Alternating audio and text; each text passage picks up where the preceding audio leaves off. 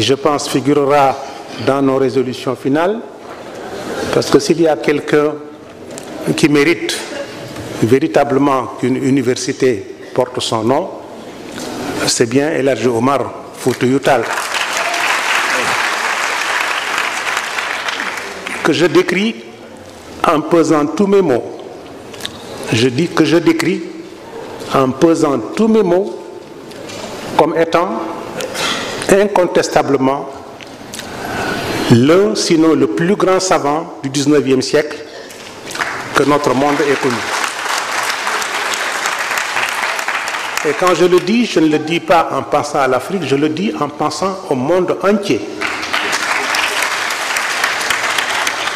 L'expérience qu'il a accumulée à travers tous les voyages qu'il a faits, tous les pays qu'il a visités, toutes les langues qu'il a maîtrisées, les savoirs et les savoir-faire qu'il a réunis dans son esprit, la connaissance du monde qu'il avait à cette époque, après avoir visité pratiquement toute l'Afrique de l'Ouest, après avoir connu le Moyen-Orient dans ses moindres détails, les défis auxquels il a été confronté, qui lui ont permis de se frotter à des savants aussi illustres que ceux d'Al-Azhar, ont fait de cette personne, de cette personnalité, incontestablement l'archétype du savoir et de la connaissance. Et ce n'est pas un fait du hasard si, sans qu'aucun membre de la famille omarienne ne l'ait décidé, un imprimeur du Caire a senti le devoir de mettre en duo, en couple, l'ouvrage fondamental de Cheikh Ahmed Tidiane Chérif Anhu ainsi que Al-Rima de El Hadji Omar Foutiyou Tall. Je pense que la dimension qu'il avait atteinte à son époque, au XIXe siècle, si on compare cette dimension à celle d'autres savants de l'Europe, de l'Amérique, de l'Asie, donne l'exacte mesure de sa dimension, et à la comparaison, il se trouve toujours à la tête de ceux avec lesquels on le compare. Pour cela, il mérite incontestablement qu'une université porte son nom. J'aurais voulu faire une intervention pour tenter de faire une synthèse de tout ce débat.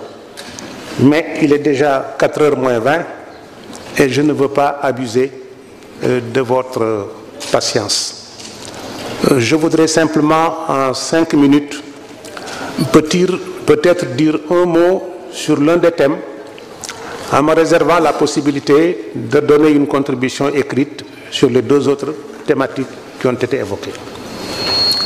Je voudrais simplement dire que si, en règle générale, toutes les religions accordent au savoir et à la science un intérêt certain, force est de reconnaître que l'islam se distingue nettement du lot par la place éminente qu'elle accorde à la connaissance d'une part et à celui qui la détient d'autre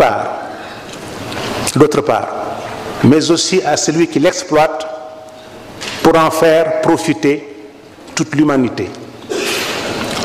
Et ce fut précisément parce que les musulmans avaient bien compris cette préconisation de leur religion qu'ils avaient assez tôt fait de la quête du savoir, de son utilisation positive dans leurs activités existentielles, leur credo au double plan individuel et collectif. Ce qui leur a permis de se hisser aux cimes les plus élevées de tous les domaines du savoir. en prescrivant, je cite, que l'encre du savant est préférable au sang du martyr. Je voudrais qu'on mesure bien la portée de ces mots. L'encre du savant est préférable au sang du martyr.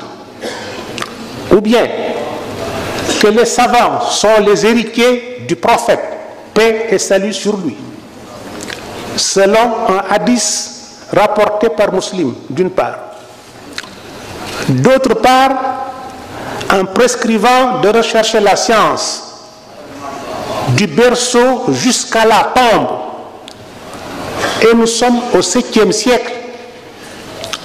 Et en recommandant d'aller dans cette quête jusqu'en Chine, s'il le fallait, l'islam a honoré le savoir. L'islam a honoré son acquisition.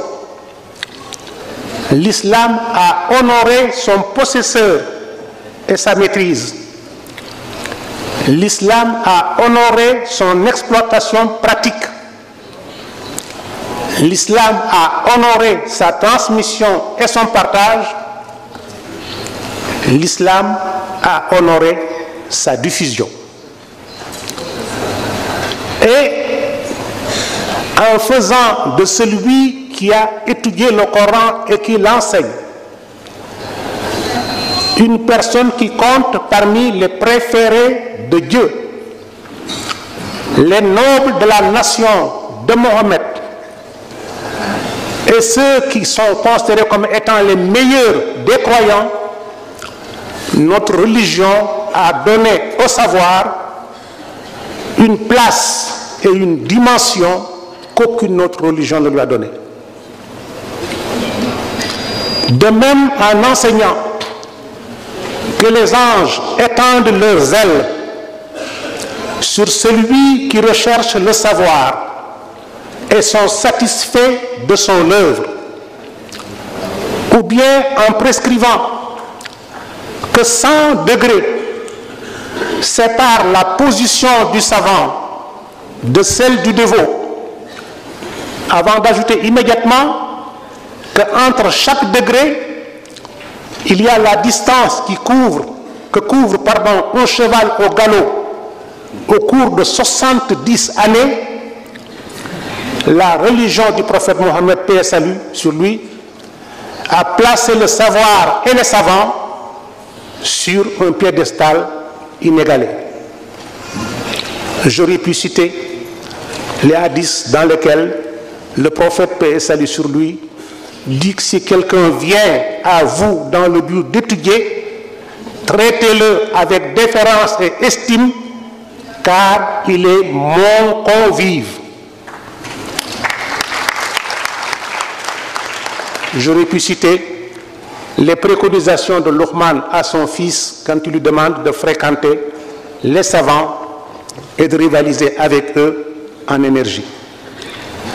Voilà pourquoi l'histoire de l'islam a renfermé de nombreuses personnes appartenant au monde arabe et au monde non arabe qui ont porté l'humanité à un niveau d'excellence scientifique et de créativité de tous ordres qui dépasse l'entendement.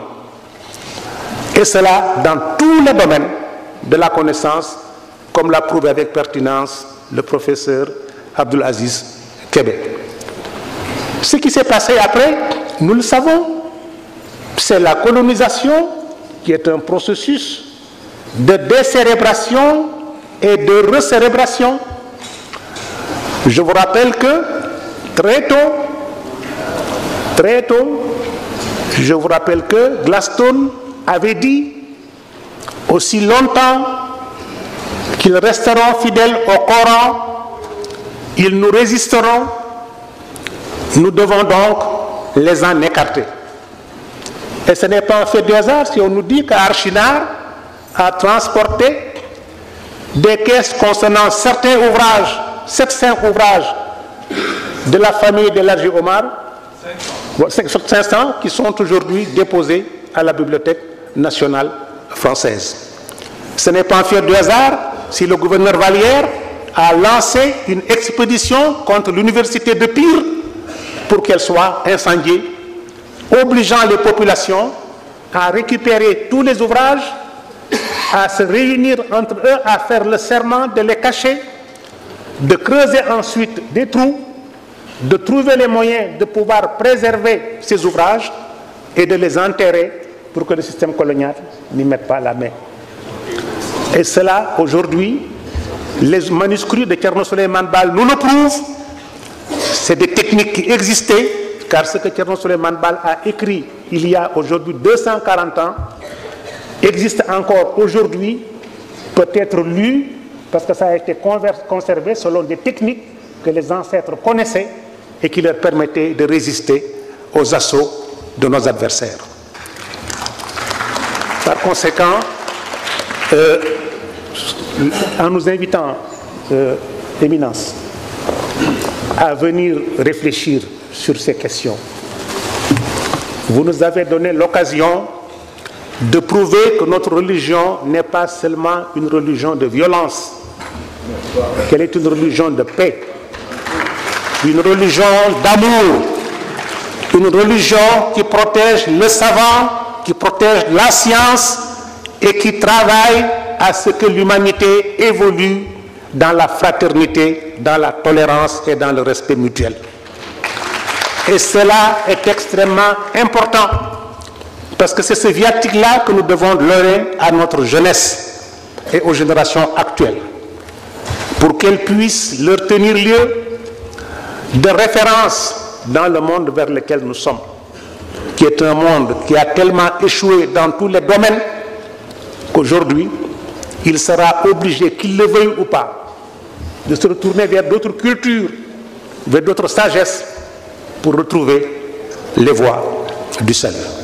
Dans la ligne qui a été tracée par Alpha Hashimou, quand on vous dit la façon dont cette personne a représenté dignement la race noire et les noirs, on se rend compte que nous n'avons pas eu seulement Bilal, nous avons eu aussi El Hadji Omar Foutiyou Tall sur la terre d'Arabie, nous avons également eu Hashimou Tall qui ont montré